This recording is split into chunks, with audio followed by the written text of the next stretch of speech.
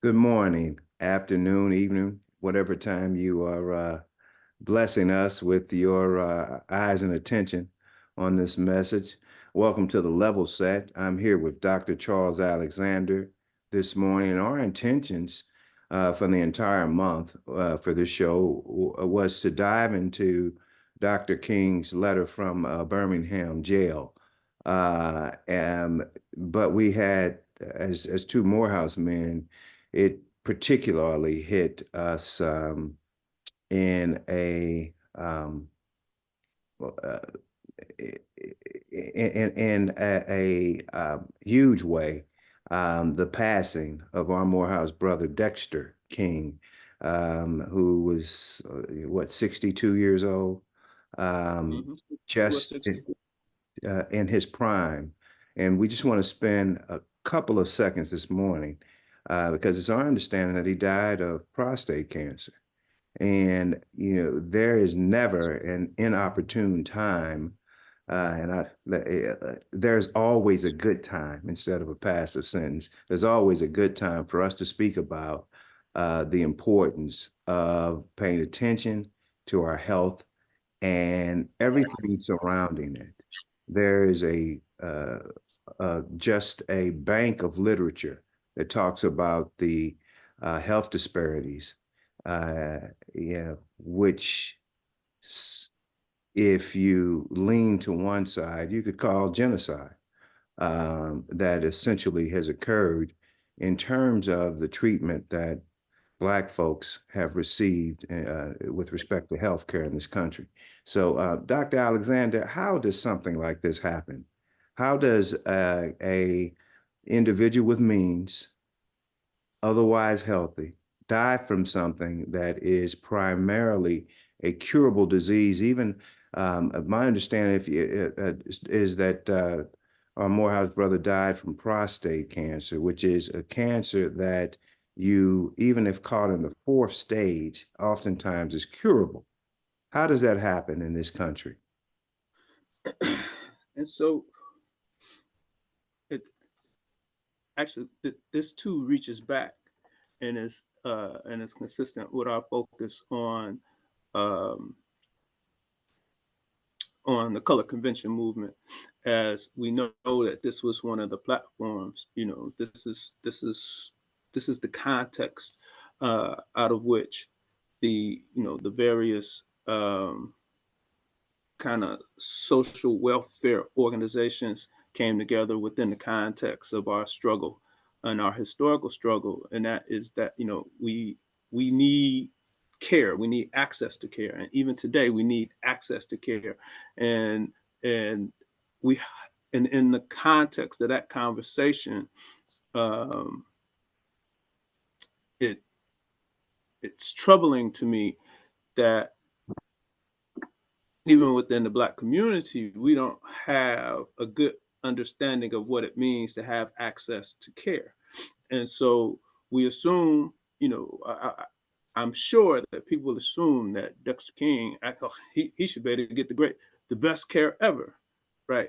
Well, access to care isn't really simply being able to go to the doctor, and it's not simply just being able uh, to get to a hospital, and it's not simply being able to have insurance, although all of those things are part of access to care. Access to care is also the quality of care that you receive. And so you could have access to care and not be cared for.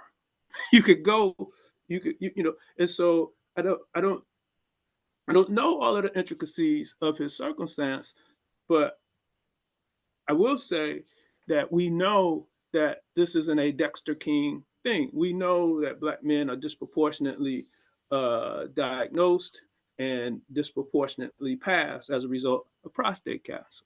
And this isn't a situation where this is solely brothers who live in health and medical deserts. This is Black folks that exist on the continuum, on the SES continuum.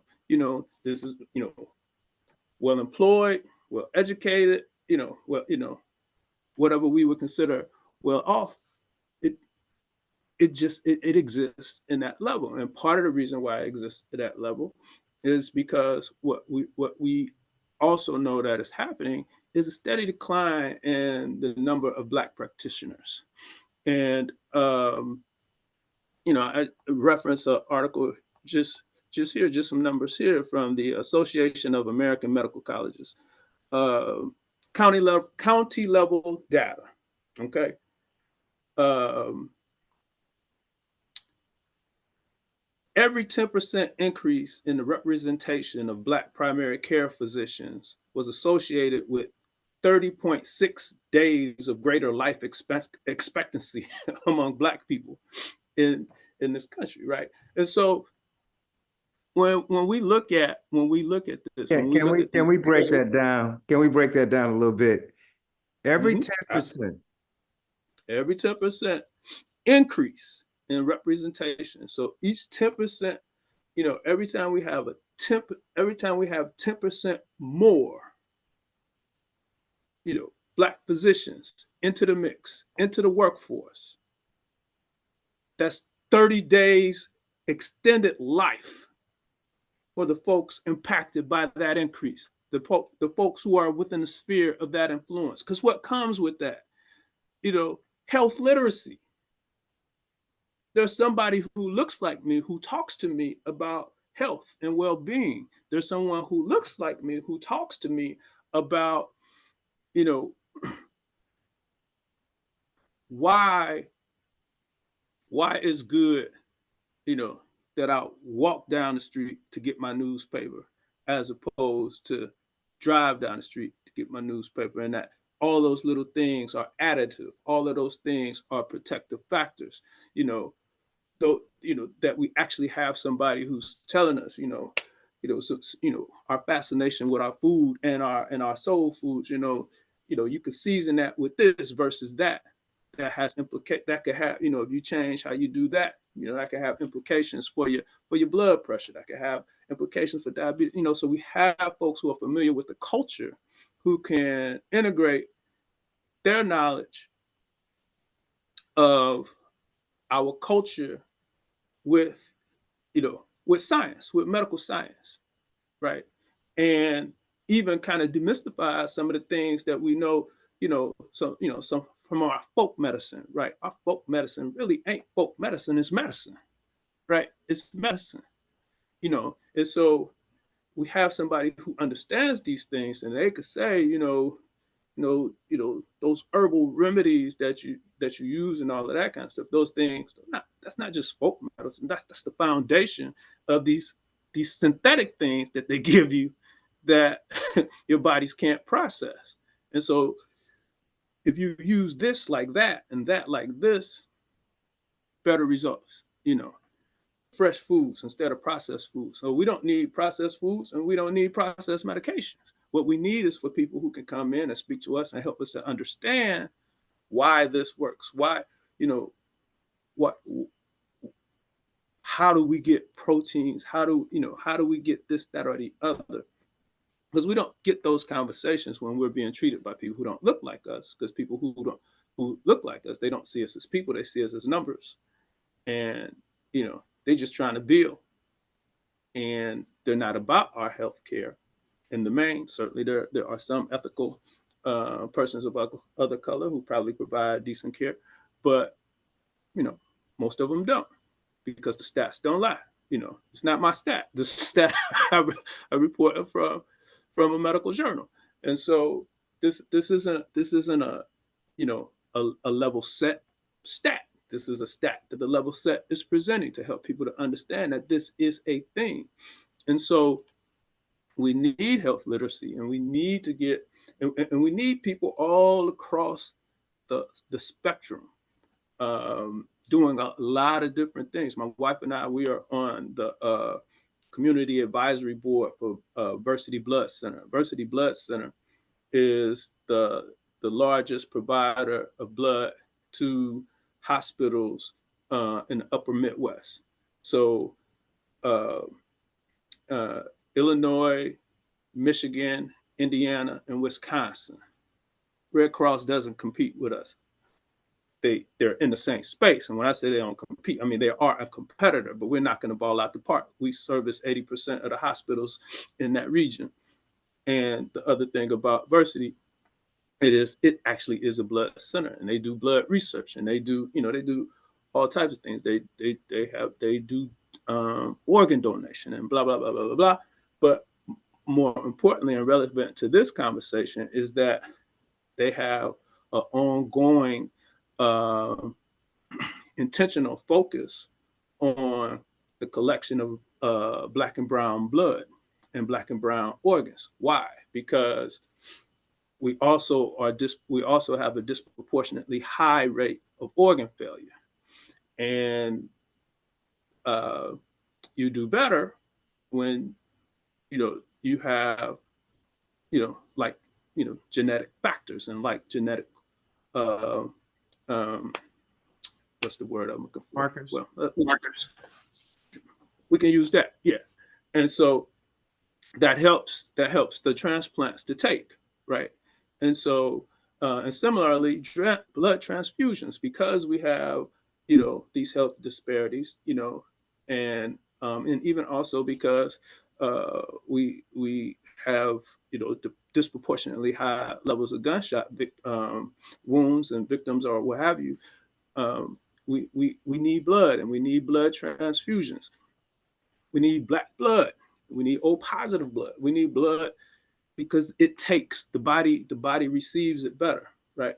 And so, but you need black people, and people, you need black people to understand and know these things. And it's hard for us because we have this history of being mistreated by the medical establishment. And so, so we have many people, who still aren't going to give blood because of the Tuskegee experiment, which has, the part of the, the the lore around that is what? Bad blood. And so folks, it's a syphilis experiment, and government is involved.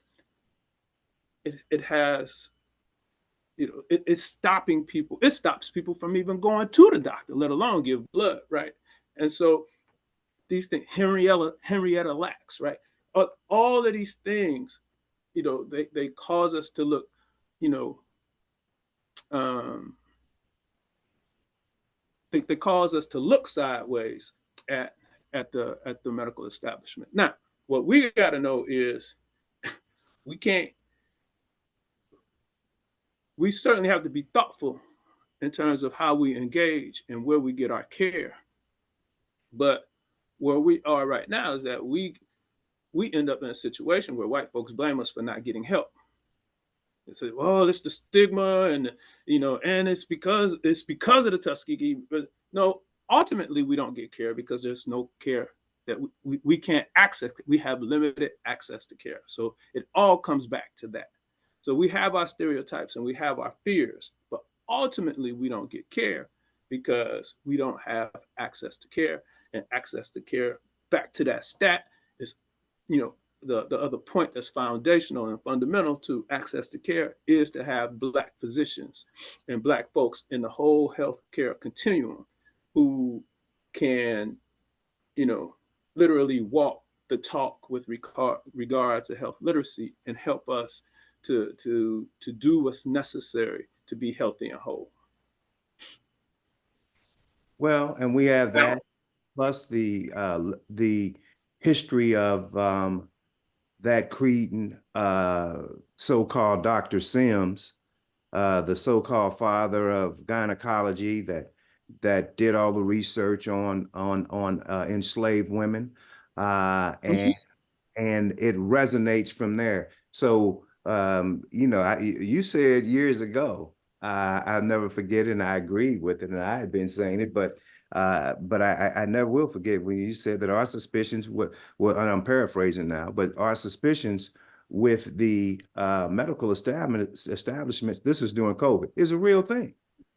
And it should be a real thing. We do have some issues. We do have a spot. There is a spotted history that the medical community has waged against us. Years ago, I went to a Martin Luther King presentation at WashU's medical school. I try to go annually. And there was a dean, a former dean of WashU, who's a white gentleman by designation, whatever that means. He identified as white, but he gave a rousing uh, presentation that stated the discrepancy between the number of angioplasties that Black folks get, versus white folks. And an angioplasty was vital in identifying certain factors that lead to stroke, I believe. And by virtue of not getting one, you send a patient home.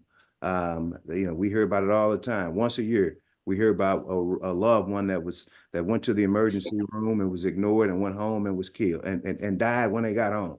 But Mm-hmm. and he had a whole battery of examples of that, of the tests that were not so we understand that. Having said that, we still have to live. My mother was a nurse, and she told me as a child that if you do not have an advocate in these hospitals, you are not going to make it. So we've got to be our own advocates. We've got to be advocates for neighbors, friends, and family in these spaces. We need to measure 10 times and cut once if necessary. But thank you for that. Couple of things. Again, and then kind of in that blood and donor donation space, like for blood donation. So we know we make up 13% of the population, but we only make up 2.3% of the blood donor population. That has impact on our care. That across the board, it has impact for folks who have bloodborne illnesses. It's an impact for folks who have cancers, folks who have cardiovascular issues. If all of the gunshot wounds. I mean anything. Sickle cell. All of these things are impacted. We have to be involved, and so we need the health professionals, and we need uh, at every level, and we need to increase our health literacy so that so that we can have agency in this space, and those things that we can control. And I'll leave you with one more stat from the same article I referenced earlier. Um, a study that presents evidence that um, among 1.8 million hospital births in Florida from 1992 to 2015 for newborns born to Black mothers, the study found that death rates were far higher when physicians delivering and caring for the newborn was white. When Black newborns are cared for by Black physicians, the mortality penalty they suffer as compared with white infants is halved. And Right? that's across economic And that's across strata. that's across economic strata, and that's the other thing that we have to understand, and that's uh and again, that's where I was saying that even internally where we struggle is that many of us will say that this is that's them, because we have some of our own class dynamics, and so we got folks mid to upper who think that this health disparity piece is heavily weighted on folks who come, from lesser economic circumstances, when in reality, this is what it looks like across the continuum. And so we have to know these things, um, and hopefully, more people can kind of shift and I'm gonna say like a little more of a mature way, in that like when we lose people, certainly we want to we want to mourn the loss, and prayers for the individual, prayers for the family, and we want to recognize their life. But we have to have some critical thought and some critical conversations about what are the implications of this death for everybody else. Are there lessons to be learned? Right. And that's kind of how we have to pursue this stuff. You have to build on it all. Can't Yep, wait. yep. You cannot waste a hurt. Well, with that, Doc, thank you so much. That was impromptu and not something scheduled, but it's always on time. And your brilliance is, in that area cannot be appreciated enough. But let's turn our You're attention far to, too kind. no, no, no, man. Not, not kind enough in some senses. But we're going to turn our attention to a document a living document. Just, I think I can get away with saying that a document that Dr. King wrote from uh, uh, a Birmingham jail, and I mean that the title in itself is jarring to me. My question is, how many jails are there in Birmingham? And are they all filled up with black folks? Are they all filled up with black folks that wanted to do the right thing, that are doing the right thing?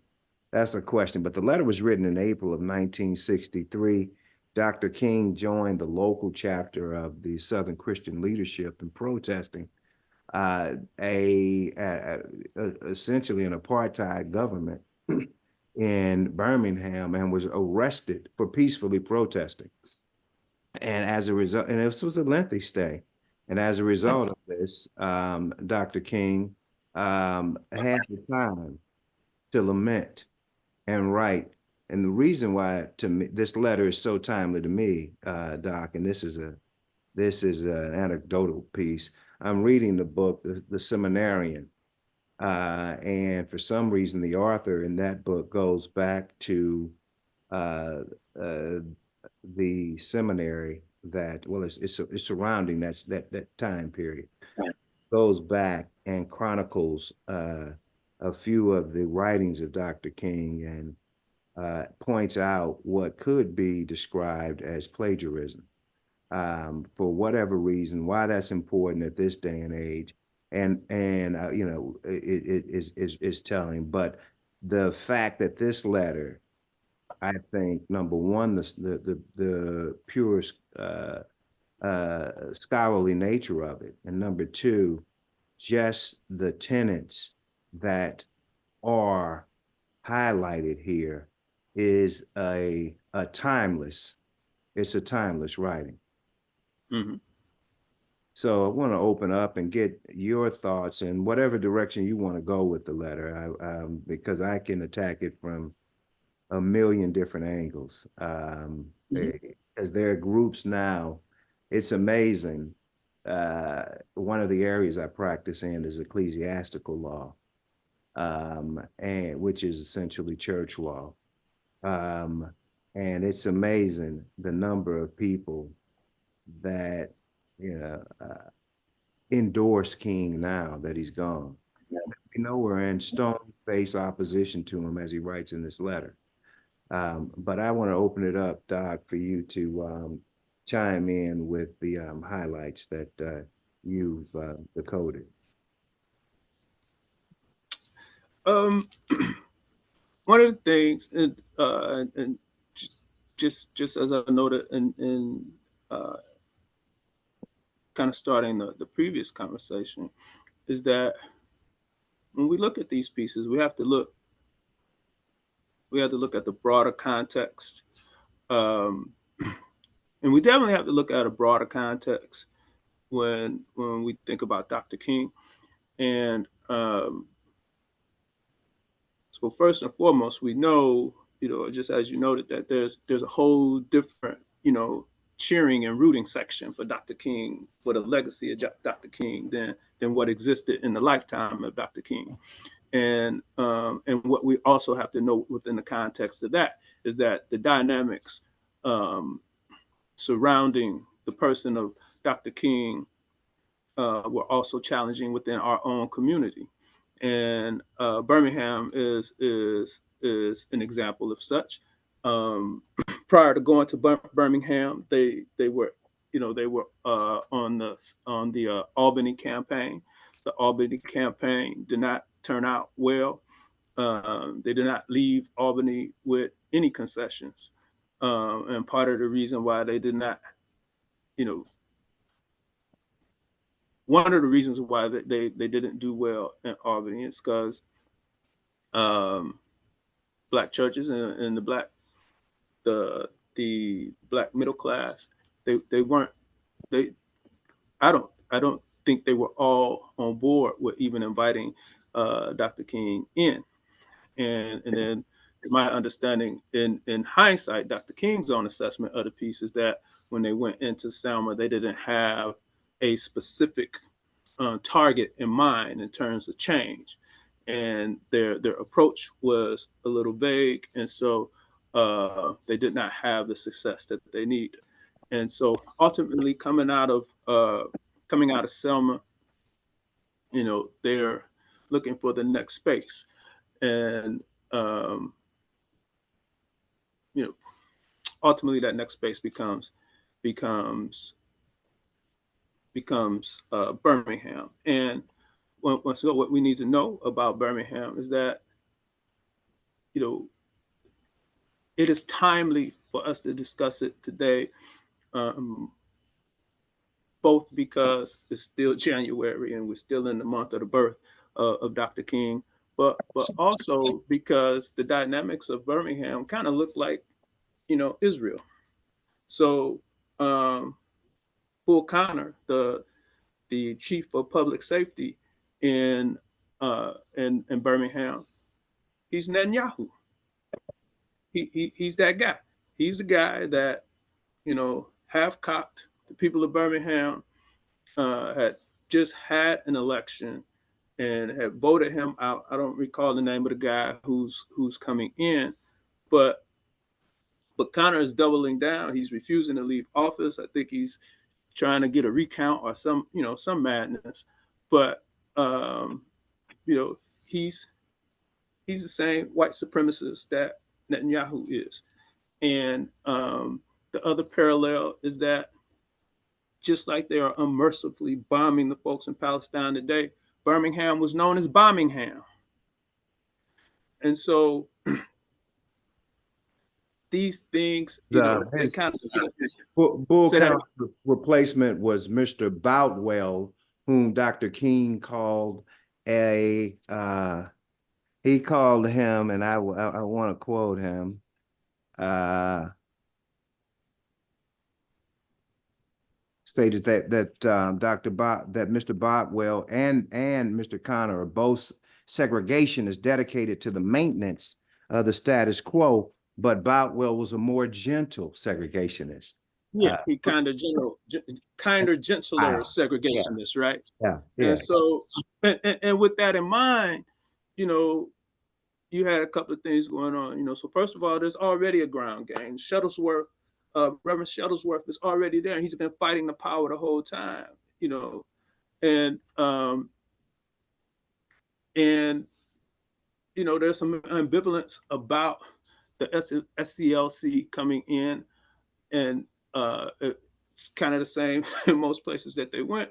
Is that they went nowhere where they initiated the the struggle. The struggle already existed. They came in with some thoughts and blah blah blah blah blah, and not all the time with any resources. They were broke when they came there. When they went to, when they went to Birmingham, they had to, and so. But so what happens? They go and like I said, Shuttlesworth he's doing this thing, and then and then you have a black middle class and headed by A.G. Gaston, and A.G. Gaston is an interesting figure, and you have to kind of really kind of drill down because he has both a public and private persona. So publicly he's not he first of all, he's probably the richest black man in America at this time, right? He's one of the richest men in America, period. At this time, and so he's not necessarily doing anything public facing that will upset what he does, but behind the scenes, he funds a lot of what is going on, period. And I'd imagine not just in Birmingham, but throughout the South and probably other places. And so, but A.G. Gaston, black middle class, black clergy, and even the black activists, they're not necessarily welcoming of the SCLC because they see this more as the SCLC thinks they know everything, and King is attention seeking, right? So you have these types of things going on, and so prior to Dr. King being jailed, and really the reason why he ultimately gets jailed in this situation is because the Birmingham movement, is not gaining traction, and so um,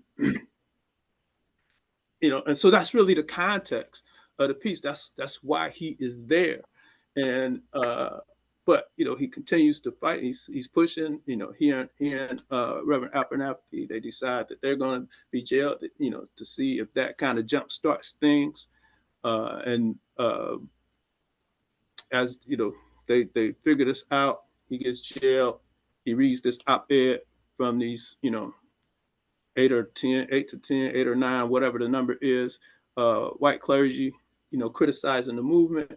Hence, he responds, and that's kind of how we get to this space. But how this relates to our larger conversation about the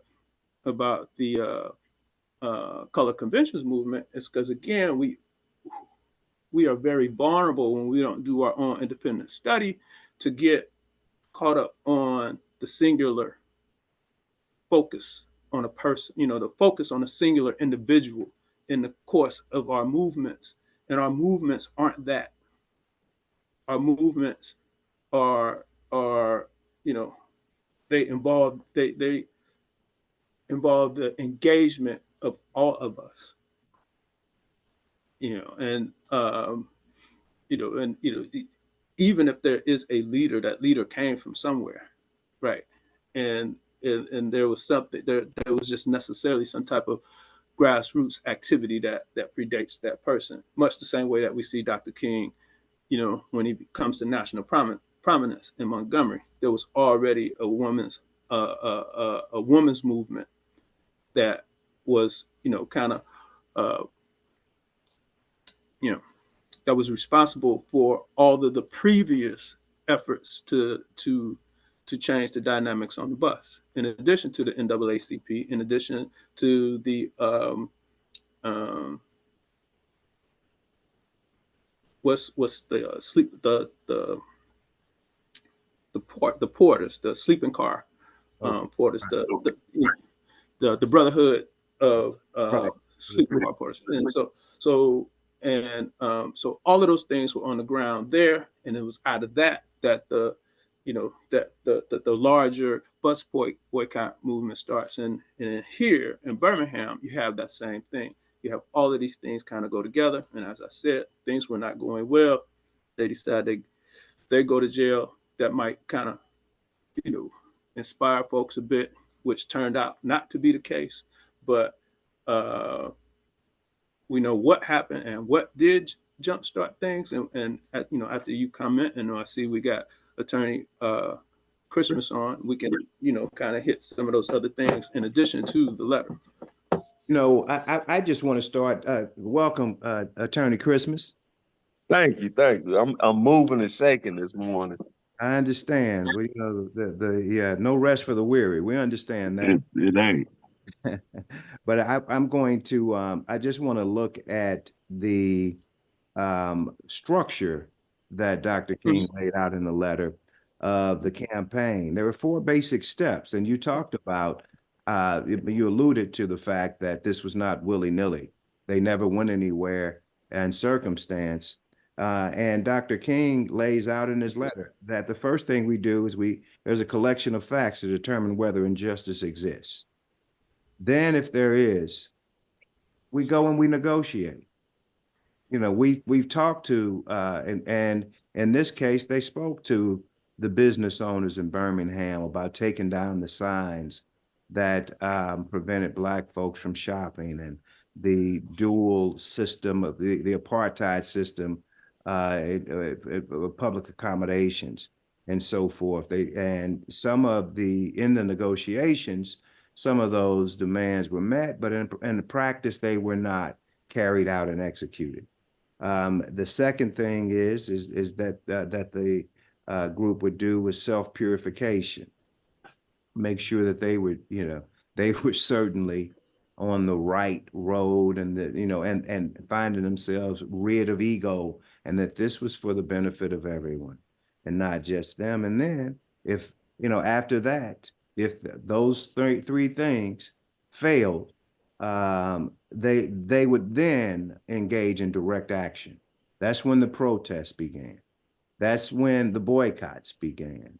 That's when the letter campaigns began, and so forth. So this is not; these are not spontaneous um, actions or reaction. These are well thought out, planned yeah, executions of one's demand for freedom.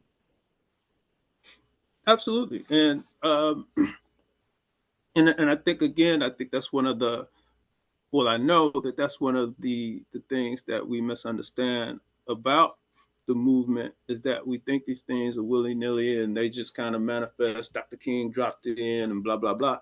But no, I mean, they had advanced scouts go in, take a look at what's going on, and make some decisions about what they were going to do, how they were going to do it, when they were going to do it, and why. And sometimes the stuff worked, sometimes it didn't. But again, like, literally, when they went here, this was like the worst of the worst of worst.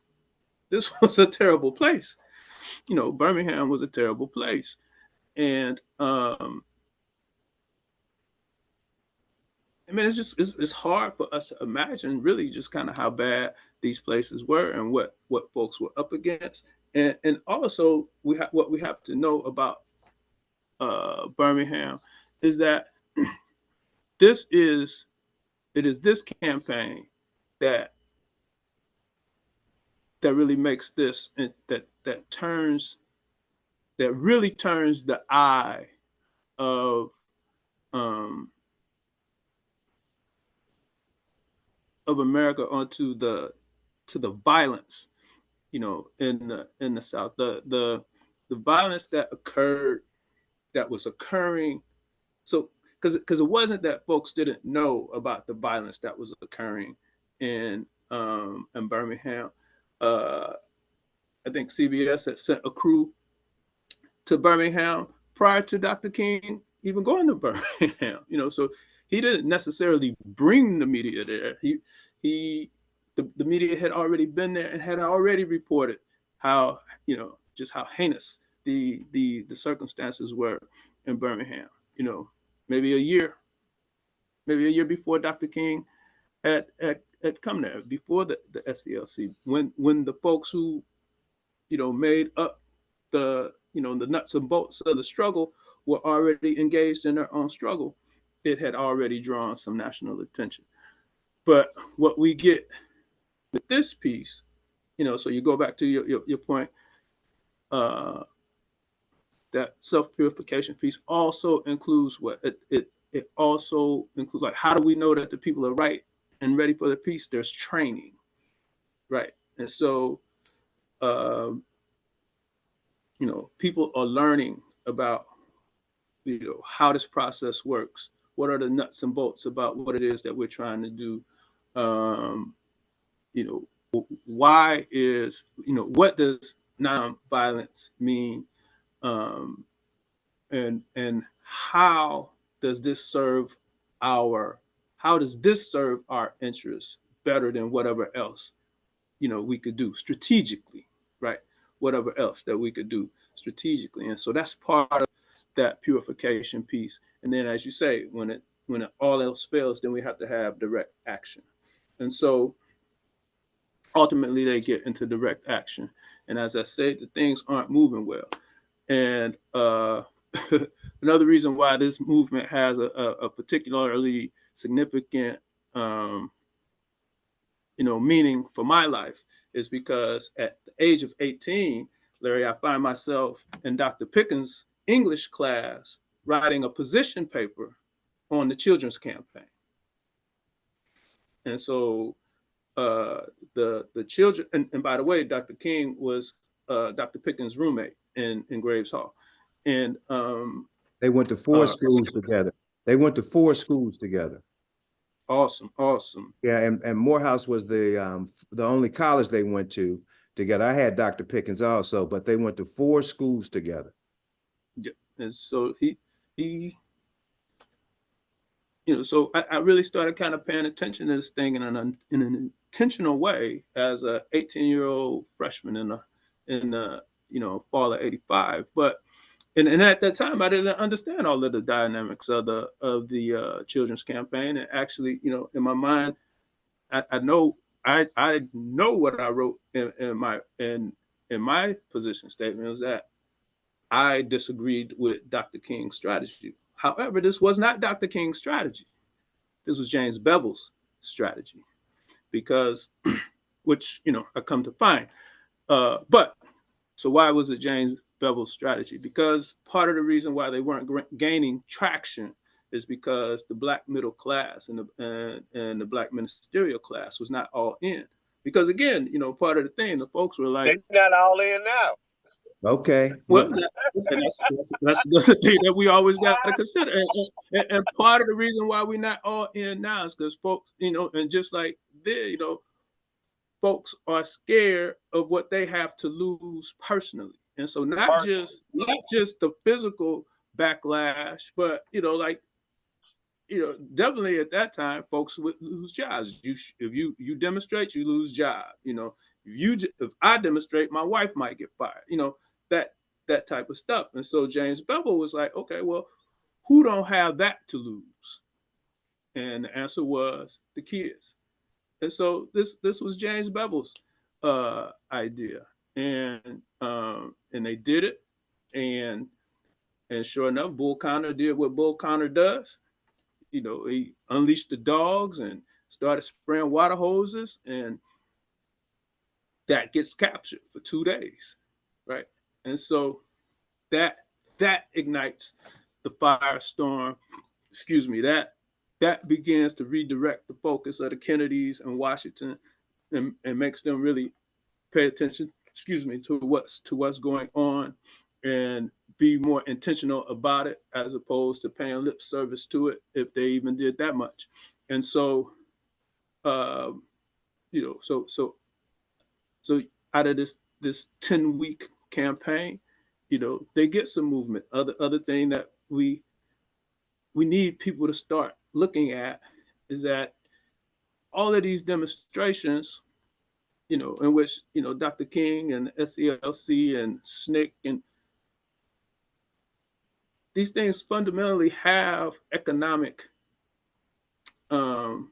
implications and economic strategy. A boycott is an economic strategy. And so I don't disagree with any argument that says, or any narrative, that says that Dr. King matured over those 13 years. First of all, I think people need to grasp that, because I don't think people always grasp that. We're talking about the life of a young man from 26 to 39 that shaped the world.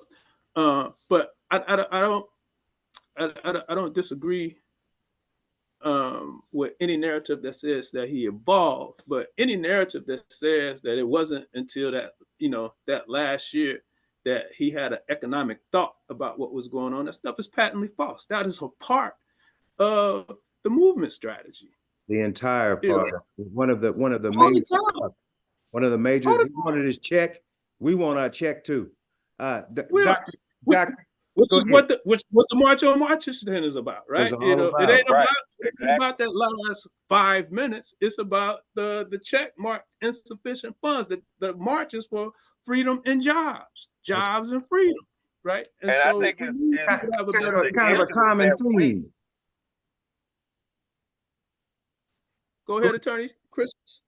Dr. I'm Chris. just agreeing with you 100% and thinking about how real all of this is and how real it is that we are doing a poor job of making the real movement relevant to the current generations that we're dealing with. And we're allowing for these instances when we come up on Dr. King holiday for it to be so watered down. As I listen to you and get all of this instruction, this is what needs to be happening on Dr. King's birthday. They have just transcended it into this whole Look at how far we've dream come. scenario, this dream scenario and a day of service instead of focusing what really happened. A day of service ain't nothing but free labor, really. You know what I'm talking about? They done tricked us into another day of slavery, saying that, this is going to be a day of service, giving free labor, where we go around primarily doing a lot of significant cleanup projects in a city that should be already employing people to do these things, where they getting free labor. It's another way that I look at it, they just getting free labor on this day, which is another slap in the face. It's really a disgrace. Probably should that day would be probably better spent teaching people strategic thinking and planning and Exactly. implementation. Exactly. That's what the day should be. The day should be about, getting people together and doing strategic thought on how we can how we can use these principles to attack current problems that are happening to us right now, and also reiterating what our people have gone through in order to get to this point. Because, we really are like the last generation that has any recognition of this. The generations behind us have no recognition of it or no connection. We have a connection based on our parents and our grandparents. The generations behind us don't have that connection. And that's why they don't even look at it the same. When you talk about Birmingham and how awful it was, I just think about that because my entire family was in Alabama. I was born in Huntsville. I was just right outside, an hour away from Birmingham. So if it was horrible in Birmingham, it was horrible in Huntsville. It was Yep. horrible in Leeton, where my other family was. It was horrible in Dothan and Newville, where the rest of my family was in Alabama. My entire family was in Alabama. So it was horrible all over. It wasn't just Birmingham. It was probably worse when you got to these smaller towns than it was in Birmingham. That is that's telling. That is telling. Dr. King also mentions several groups in this letter. He talks about, of course, the Knights of the Ku Klux Klan, but he didn't find them to be his biggest opposition. He talked about the moderate white middle class that wanted to forestall freedom. He talked about the white clergy who had whom he showed the biggest disappointment for. Talked about the black clergy, whom it appears to have the second biggest disappointment for. And he talked about the black middle class that were so comfortable that they didn't want to risk, as we've already mentioned here today.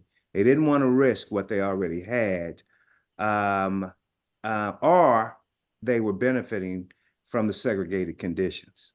And Larry, those are the modern day Democrats today. It is. They are. Is. So the moderate, so that moderate white, the moderate white folks, that's Joe Biden. That's Joe Biden. That's Right. Right. Kamala Harris. That's all of them. And then on our side of it is, yes, it's Kamala, is Jeffries, it's all of this stuff. And so we have to understand it, as such. We have to be able to, this again is where the pattern recognition comes in, right? Is that we have to be able to look at those circumstances and those times and find, so what would be the modern day equivalent, right? And try to understand it as such, and also try to have some appreciation for it, because again, so if we borrow from E. Franklin Frazier and Black Bourgeoisie, a lot of his a lot of his book is about, just how farcical our thought was in the 30s and 40s, like we was doing it. I mean, essentially, we we worked in publics. We worked for the state governments, state and local governments, and then some of us had federal. If you lived in D.C., you could probably get a federal job, and we were certainly leveraging our ascension on those governments in those government spaces, which in and of itself is fine. But he was looking at it, being Franklin, from this more cynical piece, than that we don't have nothing. So we ain't really the bourgeoisie. We just got some jobs, working for the government. And so when you look at what's going on in Birmingham and these other cities where Dr. King is going, so kind of like on the front end of his public ministry, when he's in Montgomery, Alabama State, it's run by white folks. And so the black folks who work at Alabama State, who are involved in the movement in Montgomery, their jobs are at risk, right? And it's much the same as in Birmingham. The black folks who had jobs, if you ain't work for A.G. Gaston and if you ain't work for A.G. Gaston, you was probably, you was probably in kind of some tricky some tricky spaces in terms of uh your professional life.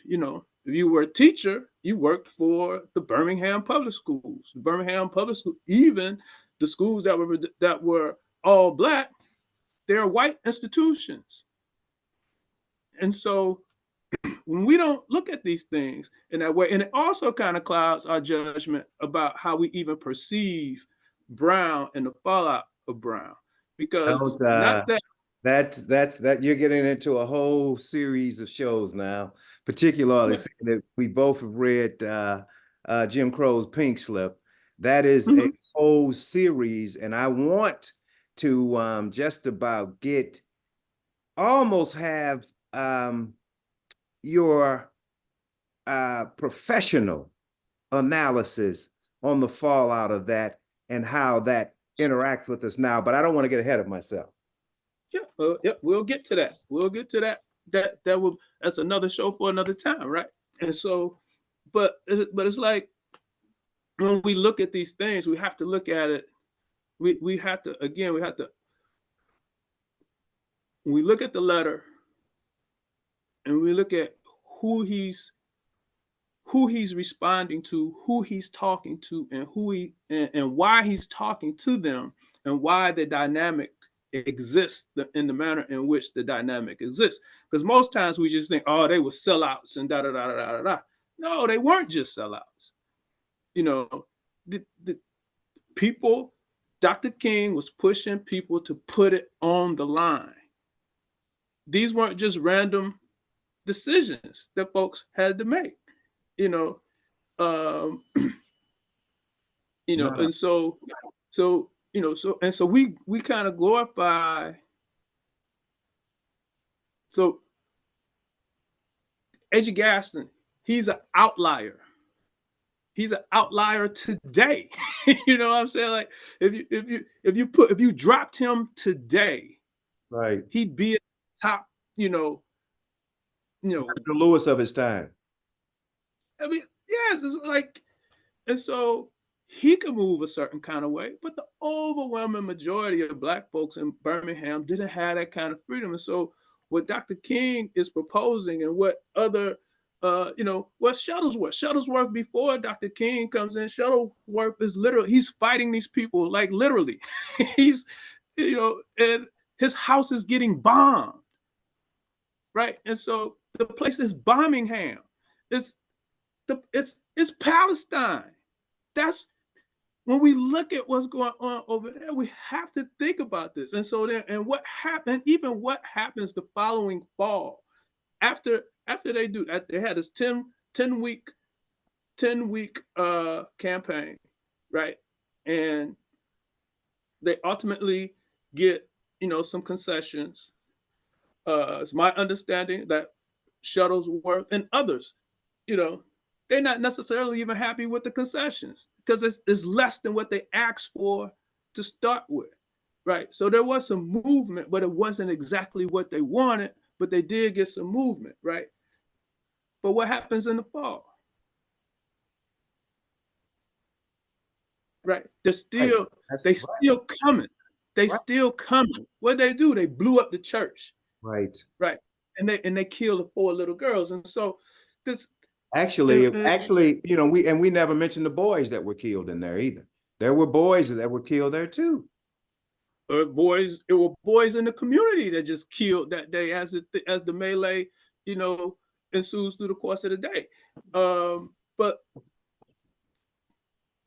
so the other, like, one of the things that we have to take away from this campaign is that you could see, like, even in that campaign, in the Birmingham campaign, is that we've had this long history of um, equating battles with wars, right? And so we win a battle, we think we won the war. This whole thing is a war. And so we do win battles, but we're still fighting on other fronts.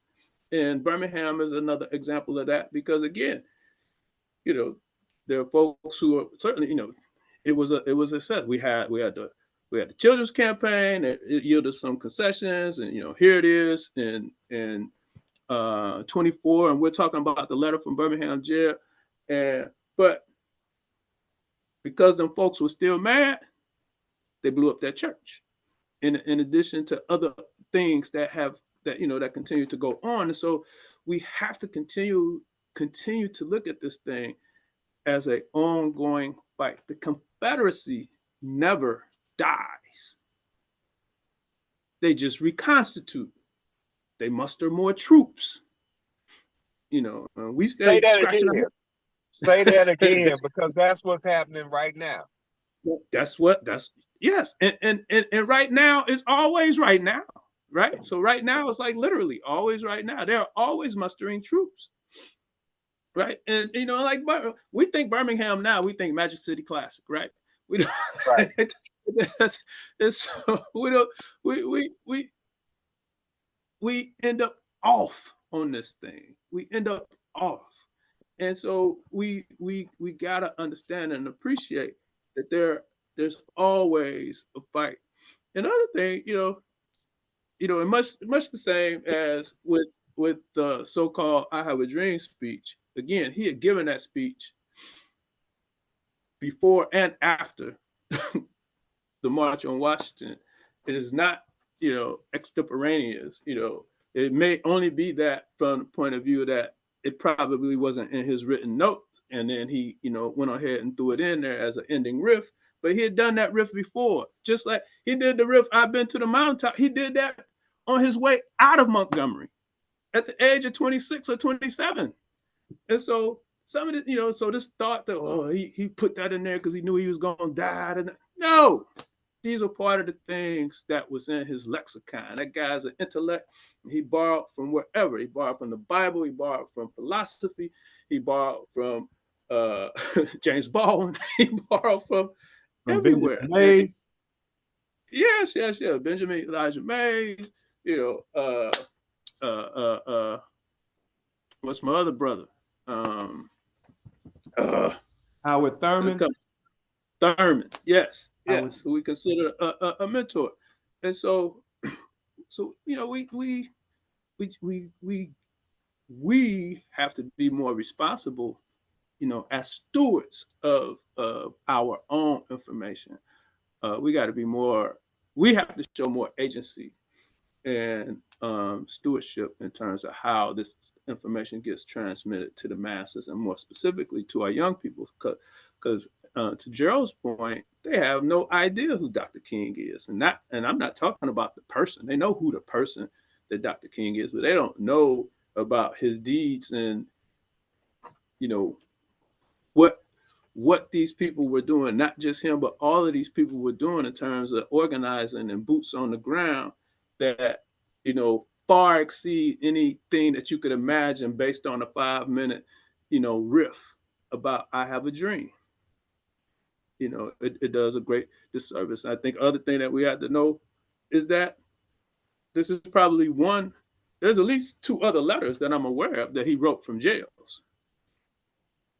And so um, this one gets a lot of context, or a lot of conversation, and a lot of attention, from because of the larger movement. But this too is my understanding. Um,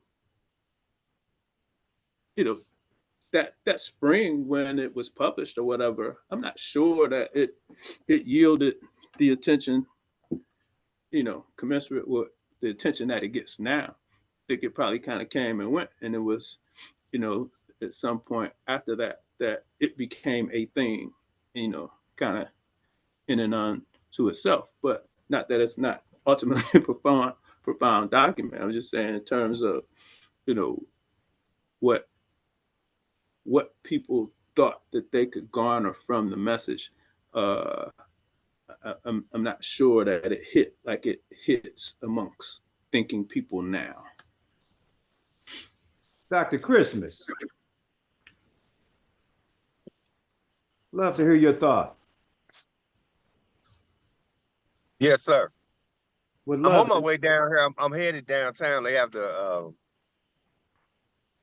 St. Louis Public Schools are launching this literacy in the Lou program today, and I'm on my way down there. I'm running behind, but I think it's important because we talk about literacy all the time on this show, and I know personally from my criminal caseload how important literacy is, because the overwhelming majority of my criminal caseload cannot read. And I know that's why they are part of my criminal caseload. And all that goes to everything that you and Charles have both been saying today. And it has been inspiring to me, because it lets you know that we really do have to put it on the line if we want to see any kind of change happen out here for our children and our grandchildren and the other bonus children that we have out here that we are working with and that we are trying to develop.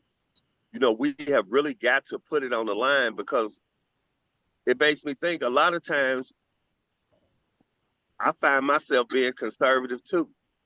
And I don't want to be conservative, and I don't want to be part of the bourgeois or part of trying to just protect what I have.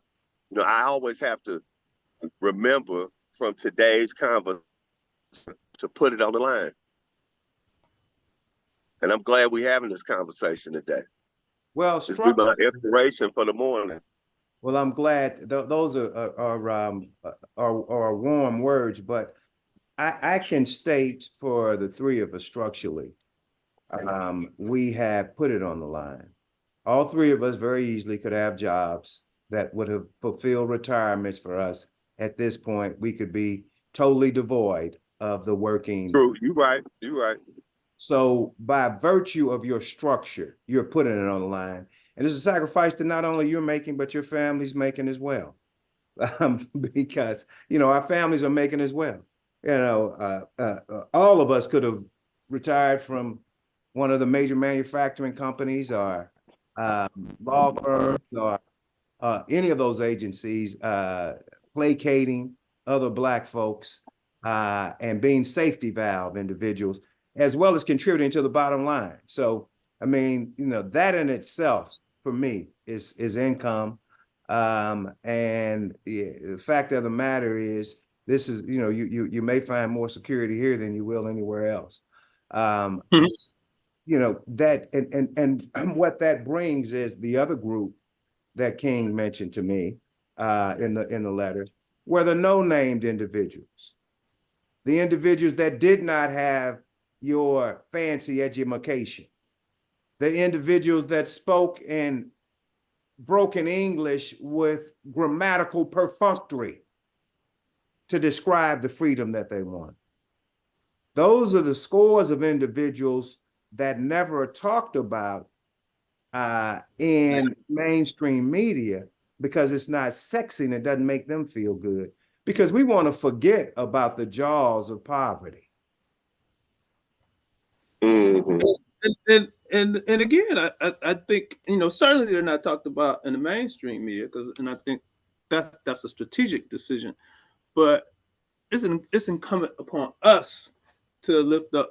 I mean, it's like uh, um, when we talk about, you know, the sisters from you know, Hidden Colors. First of all, hidden not Figures, Hidden Colors, figures, hidden Hidden figures. Figures, Hidden Figures. You know, the sister that wrote the book, she says they weren't hidden figures. This is da. She gives an explanation for why she chose the title.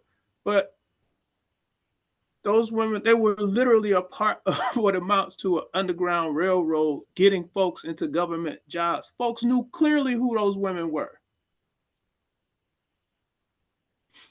They were articles about them, you know, contemporary articles about them and what they were doing, you know, in the context of the AME Church and in the context of their sororities and, you know, all, you know, the black press, otherwise, they were known entities. Now, we have a tendency to rely upon white media. And so if white folks don't recognize you, you ain't hit. You know, meanwhile, we're, you know, in our spaces, we know who the people are. And so we have to, it's our responsibility to make sure that, you know, us as well as the young people, because that's even the other pieces, that even when we be having these conversations, we had these conversations assuming that we know, you know, oh, they ain't teaching our kids nothing. Well, we don't know because we're not engaging the data ourselves. And so oftentimes we don't know, our kids don't know. And really, the statement is we say it because we don't know. And we kind of use, you know, our kids as the context for, you know, the acknowledgement of where we're lacking in some of our understanding of how we got to this place here. And so, you know, we got to read these texts. And We I got to think it's embrace. interesting that you would say that, Dr. Alexander. One thing that made me feel real good was my daughter is at North Carolina A&T, and she went to the Dr. King program that they had on campus. And she called me after the program to tell me about, you know, how watered down she thought it was, and Mhm. how they stayed on this whole dream concept, and they haven't even read the speech. They don't even know that's what it's not about. And you know, she just went into this whole conversation with me about it. And it did really make me feel good because I felt like, okay, I have done something. Yeah, yeah. You create this level of you know, you know, inquiry and inquisitiveness. And so Right, she knows herself, right? Because y'all had these conversations, y'all had these right, interactions. Your family is from ground zero. you know, so she puts all of those things together, and then when she goes into this other space, you know, she ain't vulnerable to the misinformation and the disinformation. And the In fact, she's gaslighting, right. what you say, Attorney Fields, and the gaslighting. and the gaslighting. Yes, yes. And that's how we gotta see it. That's how we gotta understand it. And so, you know, I think there's a lot to learn, you know, from all of that you know, goes into, you know, this narrative about you know, about the Birmingham campaign and the letter from the Birmingham jail. And, you know, but we gotta read it and then place, we gotta take those, you know, we gotta look at those critiques and then look at how those critiques fit, you know, what personages, what what entities do those critiques fit today? What is it about that letter that's relevant today, and then how do we use that to move forward? How do we how do we in, you know integrate that into our uh our strategic piece? Like, do we have to have a called movement for people to be intentional about where they spend their money? Like, I spend my money where I know Black people work. So I could go to a national chain, or at least a regional chain, to grocery shop, and not that Black folks don't work there, because some do. Or I could go to a local chain where it takes a little more for them to be able to employ whoever they employ, because they pay more for all of their goods, period. And so, to me, the fact that they would even hire Black folks when they could just be decidedly hiring white folks, since they in a pinch anyway, I think is a better use of my resources. And so, like, I shop at the regional space in my neighborhood. I shop. I mean, at the regional conglomerate. I shop at the small family owned piece. They got 3 stores, one of which is in my neighborhood, but they hire Black folks, and so I shop there, and it's in my neighborhood. And so I don't need for everybody to be like, let's boycott, that store. It's just an individual decision. I don't buy Shell gas. I You still know, don't buy Shell gas. no, I mean, I just don't do it.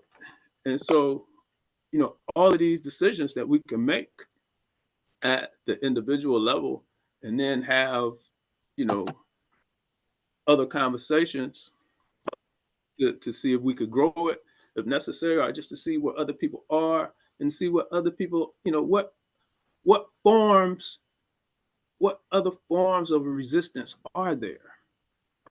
Because that's the other piece of this, that we got to understand that is just that is the nature of our relationship. It is about the resistance. So what are the various ways that you can resist? From the status You know, quo to create freedom for everyone. and so, I like popcorn. I don't go to Garrett's, Larry. I don't go to Garrett's. Why not? I go to a Black-owned spot in my neighborhood called Pop Culture. You know, and so it's just simple things. It's where I spend my money. I My mean, dentist is Black. My primary care physician is Black. My accountant is Black. My dry cleaner is Black. it's, it's intentional behavior. I like craft brew. There's a craft brewer, a Black craft brewer opening in Homewood. That's where I'm gonna buy my beer. This intentional behavior. So absolutely. we find these things, and we do our part. We do our part. Absolutely. And part of that has to do with the conversation that we've been having today, from a health perspective to the business perspective to activism. Whatever it is, we have to be informed, and we have to know that the commonality across those things is that we're the cavalry. That's it. That's it. Nobody's coming for us. It rests Nobody. with us. Nobody. Dr. Christmas, closing thought. Closing thought is what he just said. We're the cavalry. Nobody is coming for us. We have to get up and save ourselves. We got to be our own heroes, because that's the only way it's going to change. Did we say anything about the passing of Dexter King? We started the show with that, and the health disparities. Okay. I want to close with this statement from the letter. Dr. King, midway through, states, "We must come to see that, as the federal courts have consistently affirmed, it is wrong to urge an individual to cease his efforts to gain his basic constitutional rights because the quest may precipitate violence. Society must protect the robbed and punish the robber. I had also hoped that the white moderate would reject the myth concerning time in relation to the struggle for freedom. I have just received a letter from a white brother in Texas. He writes, all Christians know that colored people will receive equal rights eventually, but it is possible that you are too great in a religious hurry. It has taken Christians almost 2,000 years to accomplish what it has. The teachings of Christ take time to come to earth. Such an attitude stems from a tragic misconception of time, from the strangely irrational notion that there is something in a very flow of time that will inevitably cure all ills. Actually, time itself is neutral. It can be used either destructive or constructively. More and more, I feel that people of ill will have used time much more effectively than have the people of goodwill.